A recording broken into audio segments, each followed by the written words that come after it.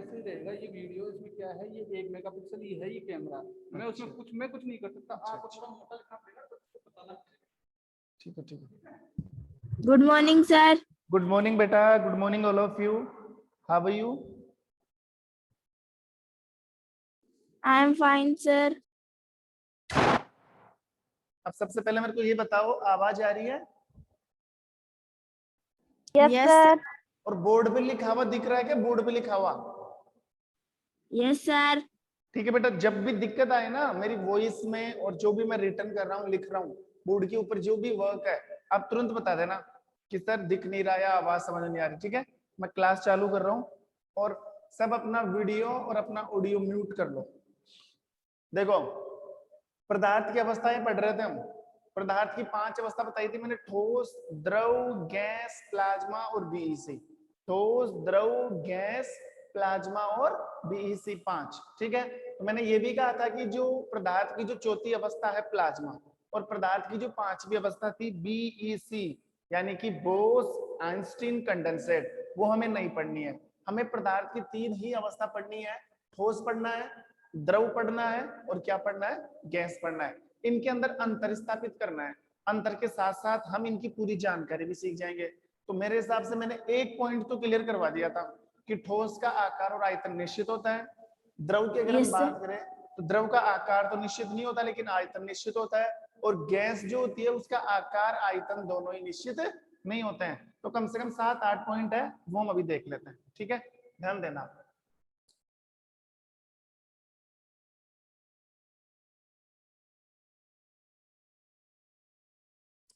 ये तो कॉलम हो गया ठोस वाला, ये कॉलम हो गया द्रव वाला, और ये कॉलम हो गया गैस।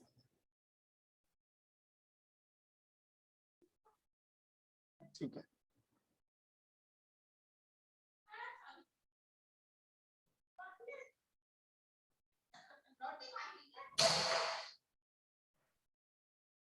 देखो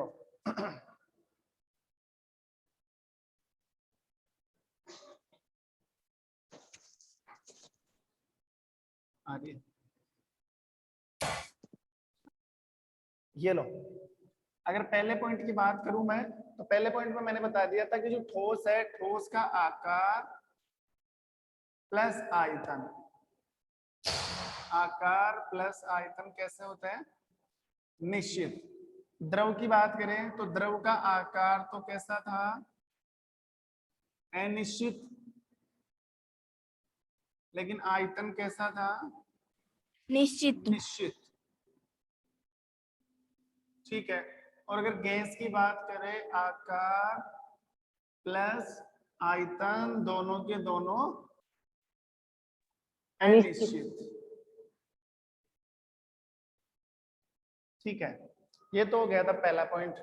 और अब जो हमारी क्लास स्टार्ट होने जा रही है वो है अब ये टेबल याद कर लेना। टेबल याद करने का मतलब एक बड़ा क्वेश्चन तैयार हो गया हमारा, और 2-3 टॉपिक और बचेंगे फिर इस चैप्टर में कि पदार्थ की अवस्था पर तापमान का क्या प्रभाव है और पदार्थ की अवस्था पर दाब का क्या प्रभाव पड़ता है। ठीक है, पहला पॉइंट तुम्हारा क्लियर हो चुका है। सेकंड पॉइंट देखो, सेकंड पॉइंट ये है, बताओ पदार्थ की कौन सी अवस्था के कण पास पास होते हैं? तो आप कहोगे सर पदार्थ की ठोस वाली अवस्था के कण पास में होते हैं। ठोस के कण बिल्कुल, सॉरी, ठोस के कण बिल्कुल पास में होते हैं। द्रव के कण ठोस की तुलना में थोड़े से दूर होते हैं। और अगर बात करें गैस की, तो गैस के कण तो काफी दूर दूर होते हैं। ठीक है, तो जो कण पास में होंगे उनमें आकर्षण बल ज्यादा पाया जाएगा। सुन लेना ध्यान से, पदार्थ की वह अवस्था जिसके कण बिल्कुल पास पास होते हैं उनके मध्य आकर्षण बल ज्यादा पाया जाता है। आकर्षण बल ज्यादा होगा तभी तो वो एक दूसरे से क्या रहेंगे? जुड़कर रहेंगे। और किसके कण एक दूसरे से कनेक्ट होते हैं? सिर्फ और सिर्फ ठोस के कण। ठीक है, तो ठोस के कण देखो बिल्कुल ऐसे पास पास में, ऐसे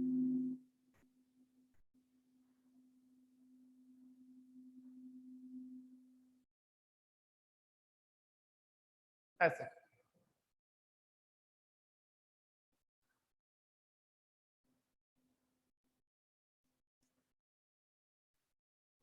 देखो ठीक है, ठोस के कण ऐसे ऐसे पास मिलता है, तो हम ये कह सकते हैं कि ठोस के कणों के मध्य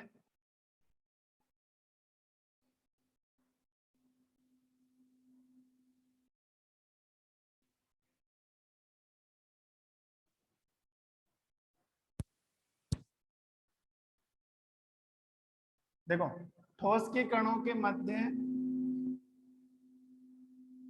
अरे आवाज कहां से आ रही है? ऐसे आवाज आ रही ना, से तुम है ना, ये कैसे कनेक्ट होती है? देखो ठोस के कणों के मध्य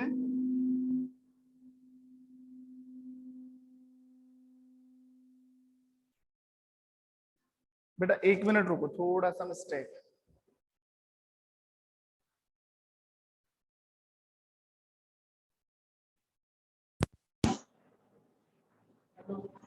अरे क्या आवाज?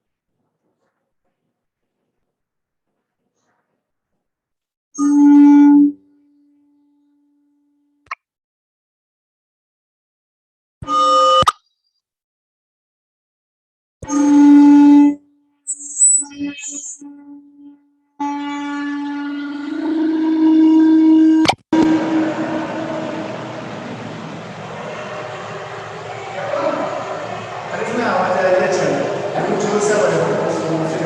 हाँ तो बहुत जोर से हो रही है ना, हाँ तो यहाँ से कम कर लिया करो ना।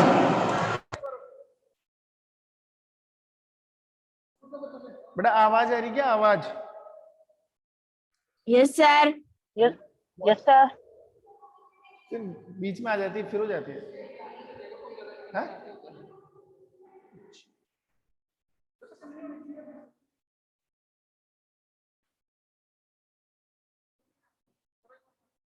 आ रही ना आवाज बेटा? Yes, sir. ठीक है, देखो बात कर रहे थे ठोस के कणों की, तो ठोस के कण कैसे होते हैं? पास पास होता है ठोस के कण। यार ये स्क्रीन सही नहीं थी ना, ये टेढ़ी भी जा रही है।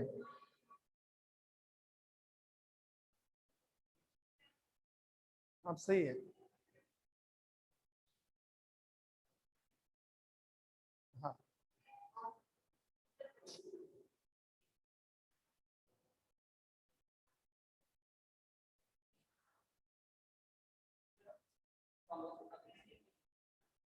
हाँ बस बस बस बस बस, अब सही है बिल्कुल। ठीक है, देखो बेटा ठोस के कण, ठोस के कणों के मध्य आकर्षण बल पाया जाता है।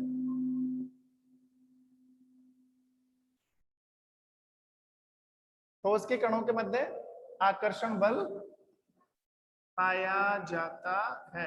आकर्षण बल से मतलब देखो ये फिर आ रही है, जैसे पास में, हाँ वहीं से आती है, मैं दूर हो जाता हूँ ना तो हट जाती है, जैसे जैसे पास में आता हूँ बढ़ाने फिर होती है।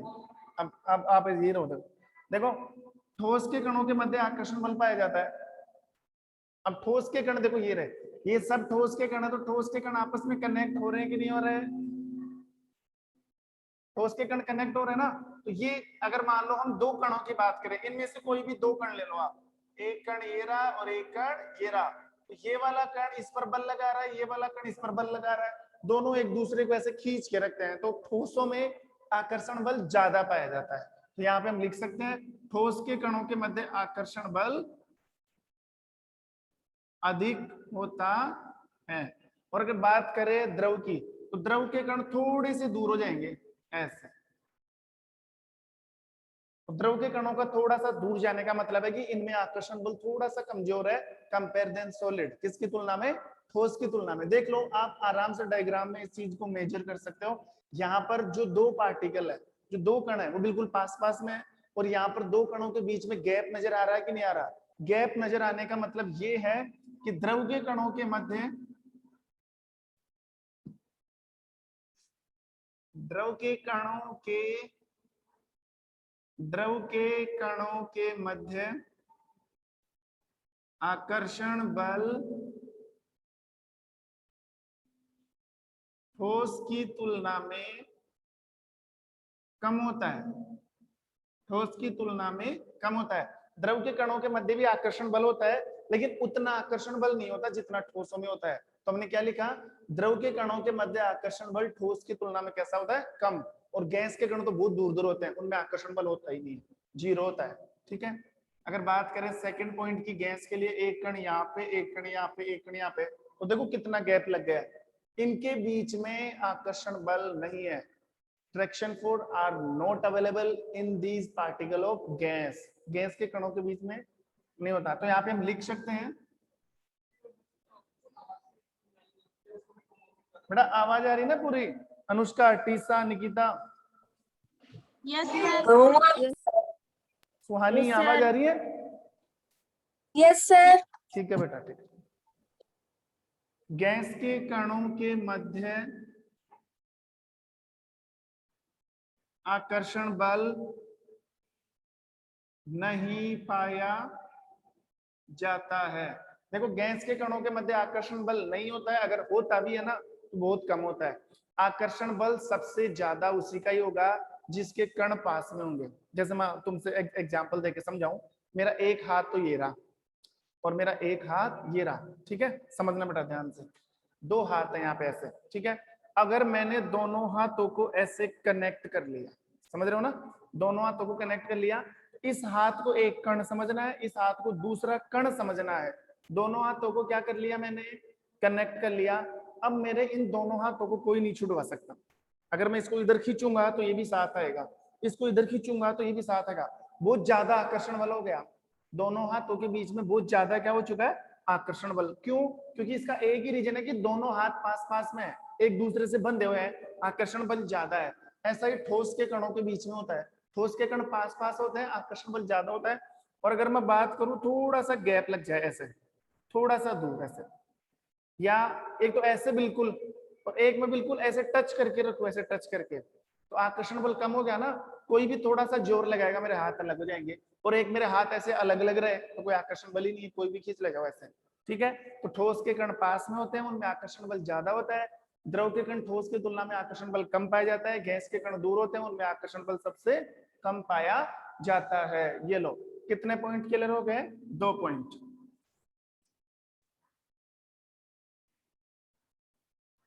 पॉइंट नंबर 3, पॉइंट नंबर 3 देखो, तीसरा पॉइंट क्या है?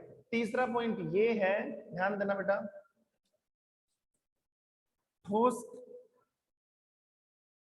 ठोस में संपीड्यता, ठोस में संपीड्यता, ठीक है, नहीं पाई जाती है, नहीं पाई जाती है। संपीड्यता का मतलब क्या होता है? ठोस में संपीड्यता, संपीड्यता का मतलब होता है अगर हम किसी चीज को दबाएं और वो दब जाए, जैसे रबड़ होता है, जैसे फोम होता है, फोम, तो फोम को हम दबाने की कोशिश करते हैं, दबता है कि नहीं दबता है? कोई भी चीज है, जैसे मान लो प्लास्टिक की कोई चीज, उसको दबाने की कोशिश, जैसे मार्कर है, तो मार्कर को मैं कितना भी जोर लगा लूं, कितनी भी दबाने की कोशिश करूं, नहीं दबेगा, क्योंकि कण पास में रहेगा ना, आकर्षण बल ज्यादा है। तो मैं कितनी भी कोशिश कर लूं, कितनी भी दबाने की, लेकिन ये दबेगा नहीं। तो अगर नहीं दब रहा ना, तो ठोस के कणों के मध्य संपीडिता सबसे कम होती है। संपीडिता का मतलब होता है किसी चीज पर बल लगाने पर, किसी चीज पर जोर लगाने पर वो चीज पिचक जाए या वो चीज दब जाए, उसे संपीडिता कहते हैं। तो ठोस में तो संपीडिता है ही नहीं, ठोस चीजों को हम दबा नहीं सकते, ठीक है। तो ठोस में संपीड्यता नहीं पाई जाती है। और अगर बात करें द्रव की, द्रव में संपीड्यता ठोस की तुलना में, ठोस की तुलना में अधिक एवं गैस की तुलना में, गैस की तुलना में कम होती है, गैस की तुलना में कम होती है। बेसिकली ध्यान देना बच्चों, ये जो बीच वाला कॉलम आ रहा है ना, द्रव वाला कॉलम, ये बीच का आएगा। देखो एक्चुअल में होगा क्या, कोई भी चीज होगी ना, कोई भी पॉइंट में स्टार्ट कर रहा हूं, या तो वो ठोस में नहीं होगी या फिर गैस में नहीं होगी। द्रव तो बीच वाला है, द्रव तो कौन सा आ रहा है? बीच वाला। अगर कोई चीज ठोस में नहीं है तो डेफिनेट है वो चीज गैस में होगी, और अगर कोई चीज ठोस में है तो वो चीज गैस में नहीं होगी। और ये बीच का आएगा। अगर कोई चीज ठोस में है तो फिर इसमें ठोस से कम होगी और गैस की तुलना में ज्यादा होगी, ठीक है। और अगर कोई चीज ठोस में नहीं है तो इससे ये ठोस से ज्यादा होगी और गैस की तुलना में क्या होगा, कम होगा। जैसे ये देख लो आप, ठोसों में आकर्षण बल पाया जाता है लेकिन गैस में आकर्षण बल नहीं पाया जाता, ठीक है। यहाँ पर देखो, ठोसों में संपीड़ितता नहीं होती लेकिन गैसों में संपीड़ितता होती है, गैसों में संपीड़ितता होती है। द्रव आ गया बीच का, ध्यान दो, ठोसों में संपीड़ितता नहीं पाई जाती, द्रव में। अब ठोस में संपीड़ितता नहीं है ना तो द्रव में होगी, लेकिन ठोस से थोड़ी सी ज्यादा लेकिन गैस से कम। समझ में आ रही होगी बात। द्रव में संपीड़ितता ठोस की तुलना में अधिक और गैस की तुलना में कम होती है। द्रव को दबाया जा सकता है, एक बोतल में पानी डाल लो, हम उस बोतल को दबा सकते हैं आराम से, पानी दब सकता है, ठीक है, संपीड़ितता।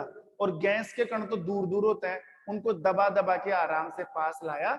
मान लो गैस के कण से दूर दूर है, मेरे दोनों हाथों को दो कण समझना है गैस के, इन इधर इधर प्रेशर लगेगा, इधर प्रेशर लगेगा, तो दोनों कणों को दबा दबा कर पास में लाया जा सकता है। जैसे सबसे अच्छा एग्जाम्पल मैं तुम्हें समझा दूं, एलपीजी गैस सिलेंडर जो हमारी रसोई घर में होता है, जो हमारे किचन में होता है, देखा होगा, उस सिलेंडर में क्या डली होती है, गैस। और उस सिलेंडर में गैस को दबा दबा के भरा जाता है, दबा दबा के। अचानक से सिलेंडर को खोल दिया जाए तो ब्लास्ट हो जाता है ना। क्यों ब्लास्ट हो जाता है, आप सोचो, ब्लास्ट क्यों जाता है? ब्लास्ट इसलिए हो जाता है क्योंकि उसमें बहुत सारी गैस भरी हुई है, दबा दबा के, दबा दबा के। जैसे उसको खोलोगे सारी गैस निकलने की कोशिश करेगी और फट जाता है वो, ठीक है। तो गैस को दबा दबा के भरा जाता है क्योंकि गैस के कण दूर दूर पाए जाते हैं, ठीक है, इसलिए उनको दबाया जा सकता है। और दबाने का मतलब है संपीड़ितता, किसी चीज को प्रेशराइज करके, किसी चीज पर बल लगाकर, जोर लगाकर दबा सकते हैं, उसे क्या बोला जाता है, संपीड़ितता। और संपीड़ितता सबसे ज्यादा आपको किसमें मिलेगी, सबसे ज्यादा गैसों।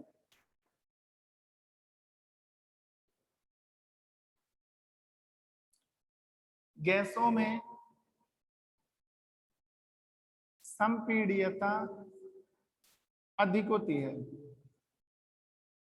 गैसों में संपीड़ितता अधिक होती है, ठीक है। पॉइंट कितने पॉइंट हो गए, 3।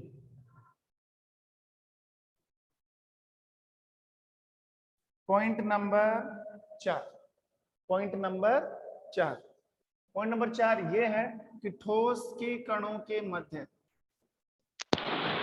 ठोस के कणों के मध्य घनत्व अधिक होता है, घनत्व अधिक होता है। एक बार पूरा पॉइंट लिख देता हूं फिर समझाता हूं।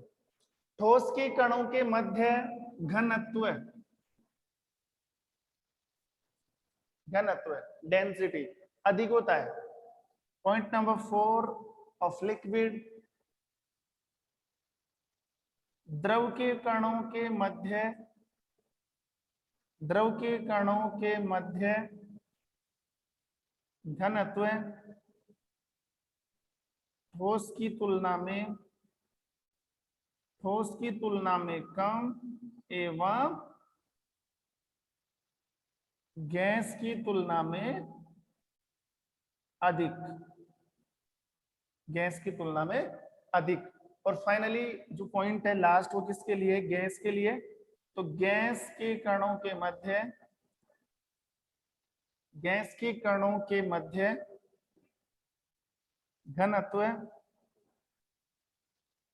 कम होता है, कम होता है। अब सबसे पहले तो आपको ये समझना पड़ेगा कि घनत्व क्या चीज है। सबसे पहले ये समझोगे, देखो बेटा घनत्व का मतलब क्या होता है, थोड़ा सा अपने दिमाग पर जोर डालना और समझने की कोशिश करना। घनत्व का मतलब होता है बिल्कुल कम जगह में, नोटिस करना जो मैं बोल रहा हूँ। घनत्व का मतलब होता है बहुत कम जगह में ज्यादा से ज्यादा वजन कवर होना, बहुत कम जगह में ज्यादा से ज्यादा द्रव्यमान का आ जाना, या कम जगह में ज्यादा वजन आ जाना। जैसे मैं आपको कहूं, एक तो 50 केजी की बोरी होती है, 50 किलो की बोरी देखी होगी, 50 किलो का कट्टा देखा होगा, और एक 50 किलो का बांट आता है ना, बांट, लोहे का बांट जो आपको परचून की दुकान में मिलता है, बांट जिसको तोलने के लिए रखते हैं हम। देखो ऐसे नोटिस करना, एक तो जैसे मान लो ये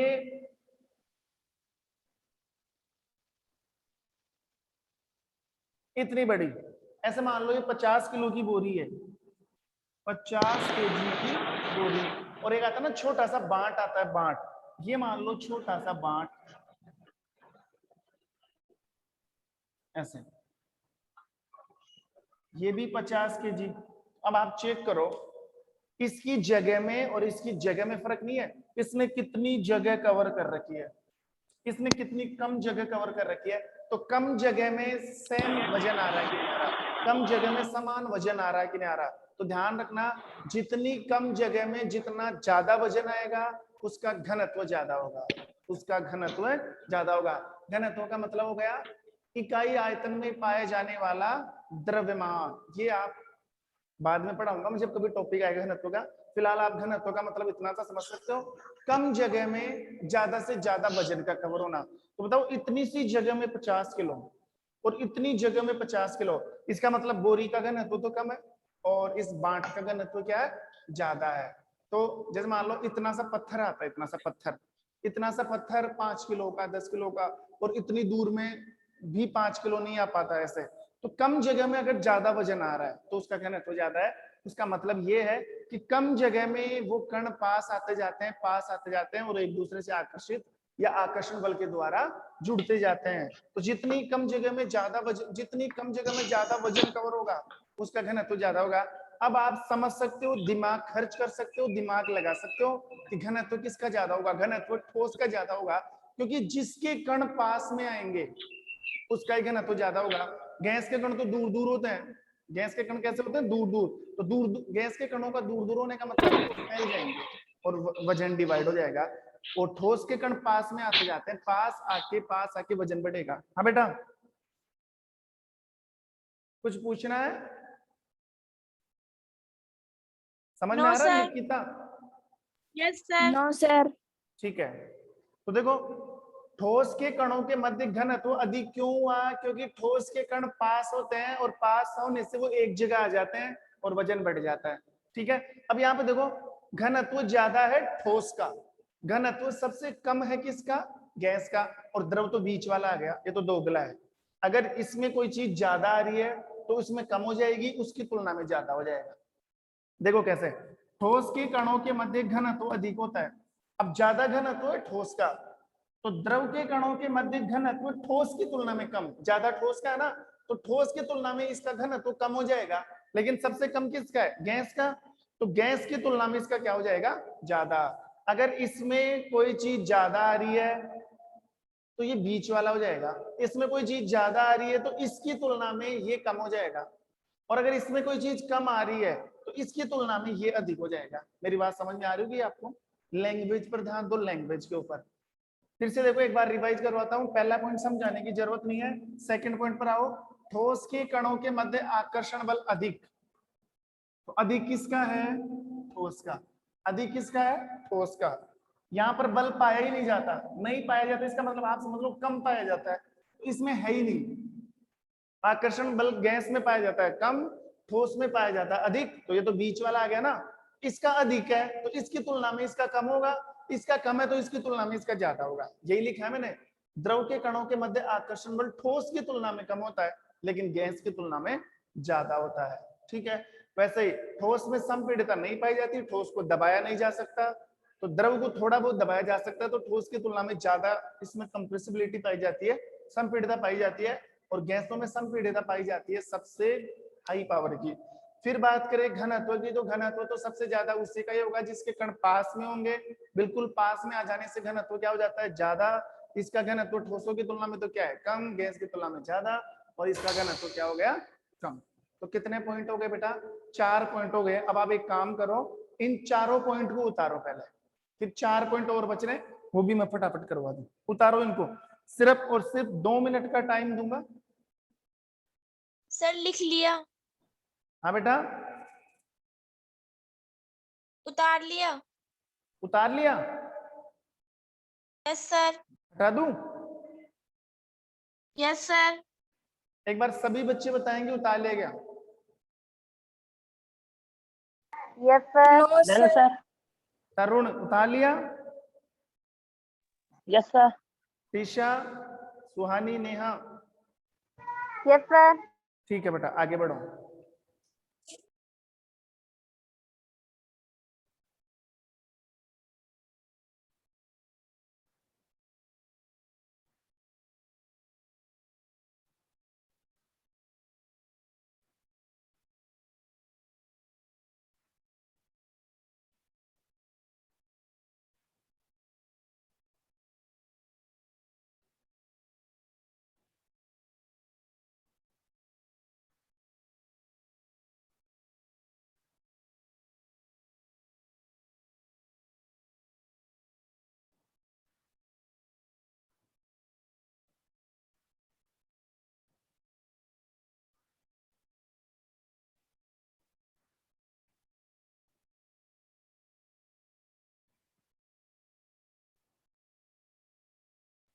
देखो 4 पॉइंट तो पढ़ चुके हूं।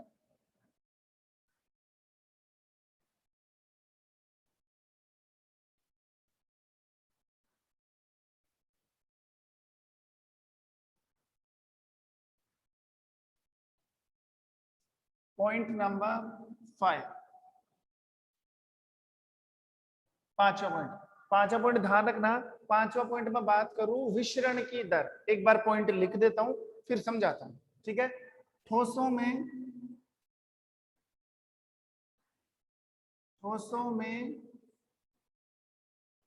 विचरण की दर कम होती है। ठोसों में विचरण की दर, अब विचरण की दर क्या है अभी ध्यान मत दो, अभी समझा दूंगा मैं। फिलहाल ये देखो कम की ज्यादा, कम है। ठोसों में विचरण की दर कम, तो कम से समझ में आ गया गैसों में क्या होगी, ज्यादा। पॉइंट नंबर 5, विचरण की दर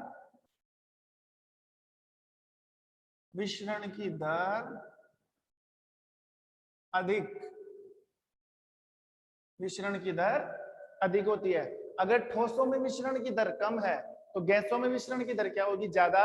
अब इस द्रव का आप खुद लिख सकते हो, खुद कैसे लिखोगे, देखो यहां पर कम है ना, तो द्रव में मिश्रण की दर ठोस की तुलना में अधिक, क्योंकि ठोस में कम है, और गैस में ज्यादा है तो गैस की तुलना में क्या हो जाएगा, कम हो जाएगा।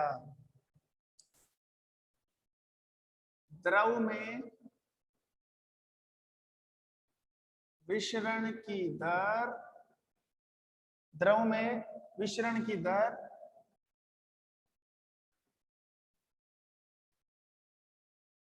ठोस की तुलना में कम एवं द्रव में विचरण की दर ठोस की तुलना में कम नहीं आएगा, अधिक, एवं गैस की तुलना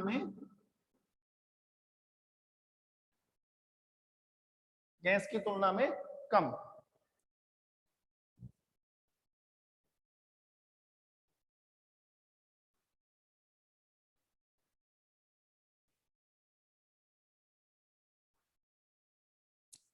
देखो बेटा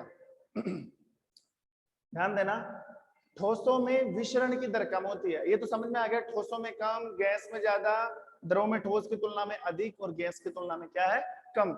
विचरण की दर से क्या मतलब है, विचरण की दर का मतलब होता है किसी भी चीज का अधिक सांद्रता से कम सांद्रता की तरफ जाना, अधिक सांद्रता से कम सांद्रता की तरफ जाना। विचरण का मतलब क्या हुआ, थोड़ा सा मैं तुम्हें समझाने की कोशिश करूं। विचरण एक प्रकार का प्रेशर है, विचरण एक प्रकार का दाब है, जिसमें कोई भी चीज अधिक दाब से किसकी तरफ जाएगी, कम दाब की तरफ। यानी कि किसी भी वस्तु का अधिक सांद्रता से कम सांद्रता की तरफ जाना क्या कहलाता है, विचरण। जैसे मान लो, आप थोड़ा सा समझना, मान लो इधर का वायुदाब हो गया कम, इधर का वायुदाब कम, इधर का वायुदाब हो गया ज्यादा, इधर हवा ज्यादा है, इधर हवा कम है, तो हवा कम से ज्यादा की तरफ चलेगी या ज्यादा से कम की तरफ। तो ये ध्यान रखना बेटा, कोई भी चीज कभी भी कम से ज्यादा की तरफ नहीं जाती, कोई भी चीज हमेशा ज्यादा से कम की तरफ जाती है, कोई भी चीज हमेशा ज्यादा से कम की तरफ जाती है। मान लो मेरे हाथ में एक सेंट की बोतल है, सेंट आता ना, या स्प्रे मान लो, डीओ मान लो, तो अगर मैं उस डीओ को चलाऊं, उसको चालू करूं, या उसमें से डीओ निकालूं दबा के, उसको पुश करूं, उसमें से डीओ निकलेगा ना, तो डीओ की खुशबू यहाँ पर ज्यादा है, दूसरी जगह कम है, तो दूसरी जगह से डीओ की तरफ आएगी, डीओ से दूसरी जगह जाएगी, डीओ से दूसरी जगह। अगर मान लो मैं यहाँ पर अगरबत्ती जला दूं, यहाँ पर मैंने क्या जला दी, अगरबत्ती, तो इस अगरबत्ती की खुशबू पूरे कमरे में फैल जाएगी, तो अगरबत्ती की खुशबू यहाँ पर ज्यादा है, कमरे के दूसरे कोने में अगरबत्ती की खुशबू क्या है, कम है। तो अधिक सांद्रता से कम सांद्रता की तरफ, कोई भी चीज अधिक सांद्रता से किस तरफ जाती है, कम सांद्रता की तरफ जाती है। तो ठोस की अगर बात करें तो ठोस का तो आकार निश्चित होता है, ठोस गति नहीं कर सकता, ये मार्कर यहाँ पर है। आप सोचो, मान लो मेरे इस हाथ में 10 मार्कर और इस हाथ में 5 मार्कर, इसमें 10 मार्कर, ध्यान देना, इस हाथ में 10 मार्कर, इस हाथ में 5 मार्कर, तो इसका मतलब ये थोड़ी है कि 10 मार्कर 5 की तरफ अपने आप ही चले जाएंगे, ये तो ठोस है, ठोस गति नहीं करते, ठोस कभी भी गति नहीं करते, ये मैंने पहले ही समझा दिया था जब हमने पदार्थ के गुण पढ़े थे। 3 गुण बताए थे मैंने पदार्थ के, उनके कणों के बीच में खाली स्थान होता है, पदार्थ के कण गति करते हैं और पदार्थ के कणों के मध्य आकर्षण बल पाया जाता है। तो ठोस गति नहीं करते, और अगर ठोस गति नहीं करेंगे तो एक जगह से दूसरी जगह नहीं जाएंगे। इसका मतलब ठोसों में विचरण की दर क्या होती है? कम। कम क्या मतलब? ये तो कम हम लिख कर चलते हैं, बाकी ना की बराबर है, बिल्कुल ना की बराबर है। ठीक है, अगर यही बात मैं गैसों पर अप्लाई करूं तो गैसों में विचरण की दर अधिक होती है। गैसों में विचरण की दर कैसे होती है? अधिक। तो गैस तो गति कर सकती है, अधिक गैस कम गैस की तरफ गति कर सकती है, जा सकती है, इसी प्रक्रिया को विचरण बोला जाता है। तो विचरण की दर किसमें होती है? गैसों में। और अगर बात करें द्रव में, तो द्रव में ठोस की तुलना में कम, ठोस की तुलना में अधिक, और गैस की तुलना में क्या होता है? कम। द्रव थोड़ी बहुत गति कर सकते हैं, ठोस बिल्कुल भी गति नहीं कर सकते, द्रव थोड़ी बहुत गति कर सकते हैं, और गैस तो बिल्कुल गति करती है। कितने पॉइंट हो गए? 5 point. Point number 6, point number 6। और अगर हम इसमें पॉइंट जोड़ना चाहे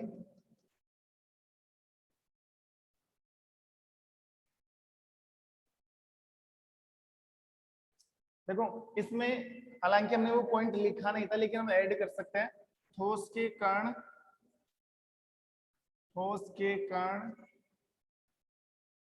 पास पास होते हैं, द्रव के कण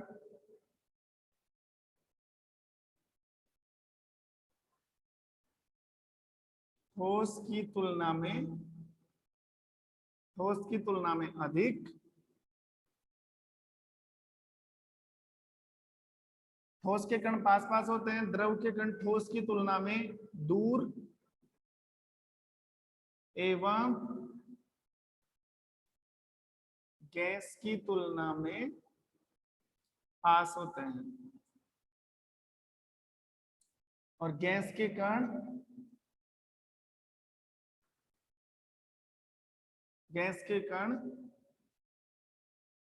दूर दूर होते हैं, गैस के कण दूर दूर होते हैं। ये लो, कुल मिला के हमने ठोस द्रव गैस यानी कि पदार्थ की अवस्थाएं, 5 प्रकार की पदार्थ की अवस्थाएं मैंने बताई, और 5 प्रकार की पदार्थ की अवस्था में हमने 3 प्रकार की पदार्थ की अवस्था पढ़ी। हमने ठोस द्रव गैस के बारे में पढ़ा, उनके बीच में क्या संबंध होता है, उनके बीच में क्या रिलेशनशिप है, उनके बीच में क्या इंटरसेप्टर है, वो सारी चीजें हमने जानी। कौन किसके कण कैसे होते हैं, किसमें आकर्षण बल कैसा होता है, किसका घनत्व ज्यादा है, किसमें संपीड़ितता ज्यादा है, किसमें विचरण की दर ज्यादा है, किसका आकार आयतन फिक्स है, ये सारी चीजें हमने कंफर्म कर ली है। ठीक है, तो कुल मिला के कितने पॉइंट हो गए? 6 पॉइंट। ठीक है, तीनों के बीच में 6 पॉइंट हमने पढ़ लिया। तो एक बड़ा क्वेश्चन तैयार हो गया बेटा आपका, एक बड़ा क्वेश्चन तैयार हो गया। अब इस चैप्टर में ज्यादा मैटर नहीं बच रहा है। अब इस चैप्टर में हमें पढ़ना क्या है? इस चैप्टर में हमें एक तो पढ़ना है कि तापमान का ठोस की अवस्थाओं पर क्या प्रभाव पड़ता है, या फिर दाब का ठोस की अवस्था पर क्या प्रभाव पड़ता है, या फिर पदार्थ की अवस्थाओं को क्या हम बदल सकते हैं क्या? अगर कोई पदार्थ ठोस अवस्था में है तो क्या वो द्रव अवस्था में जा सकता है क्या? और अगर कोई पदार्थ द्रव अवस्था में है तो क्या वो गैस अवस्था में जा सकता है क्या? और अगर कोई पदार्थ गैस अवस्था में तो वो ठोस में आ सकता है क्या? बिल्कुल आ सकता है। इन्हें बोला जाता है पदार्थ की अवस्थाओं का अंतर रूपांतरण, पदार्थ की अवस्थाओं का अंतर रूपांतरण। और वो जो टारगेट है, ये जो हमारा स्टडी पॉइंट है, स्टडी मटेरियल है, वो हमारा टारगेट होगा नेक्स्ट क्लास। उसे हम नेक्स्ट क्लास में डील करेंगे। फिलहाल आप इनकी नोट्स तैयार करोगे, और नोट्स आपको अलग से मिले ना मिले, नोट्स आपको मेरे साथ साथ लिखने हैं। मैं सारा बोर्ड पे लिखवा रहा हूँ, आप कहोगे तो अलग से टाइम भी दे दूंगा लिखने के लिए, या फिर आप मेरे साथ साथ डील कर सकते हो, मेरे साथ साथ इनको लिख सकते हो। अब बताओ बेटा, अगर कोई समस्या है, कोई टॉपिक समझ में नहीं आया, लैंग्वेज समझ में नहीं आ रही, आवाज कम है, क्लैरिटी नहीं है, जो भी प्रॉब्लम है बताओ, बताओ बेटा। एक काम करो कि सारे के सारे बच्चे अपना वीडियो ऑन करो, एक बार वीडियो ऑन करो, वीडियो।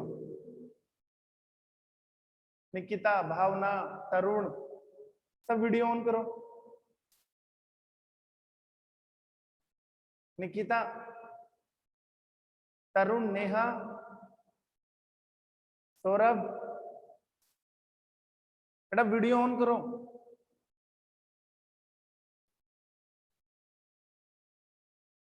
आदित्य, टीशा ने कर लिया ना? ठीक है।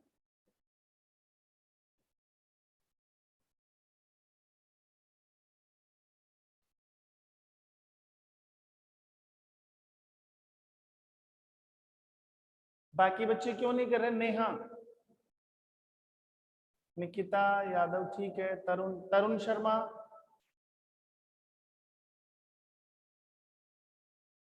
तरुण ठीक है। और ये कौन है? इसका नाम नहीं आ रहा, क्या है? 318B। हाँ, आदित्य परसोया। एक बच्चा और है, क्या नाम है इसका? DC2। तीसरा, अब बताओ बेटा, अगर कोई दिक्कत आ रही है, क्लास समझ में आ रही है, ऑडियो भी ऑन करो, अपनी आवाज चालू कर लो। Yes sir. समझ में आ रहा है वीडियो? Yes sir. जो भी समझाया जा रहा है, आवाज समझ में आ रही है? Yes sir. देखो, थोड़ी सी तो दिक्कत आएगी, ऐसा तो है ही नहीं कि हम हर साल लाइव क्लास लेते हैं। पहली बार हमने लाइव क्लास ली है, और ऐसे नहीं जैसे अटपटे से लग रहे हैं, सर आप तो पता नहीं कैसे दिख रहे हो, मैं तो मैं कहूँगी तुम पता नहीं मैं कैसे दिख रही है। ऐसा तो थोड़ा बहुत तो चलेगा, पर हमें तो पढ़ाई करनी है। मैं तो क्या करनी है? पढ़ाई करनी है। तो पढ़ाई तो समझ में आ रही होगी। तो लाइव क्लास में और ऑफलाइन क्लास में थोड़ा सा फर्क है।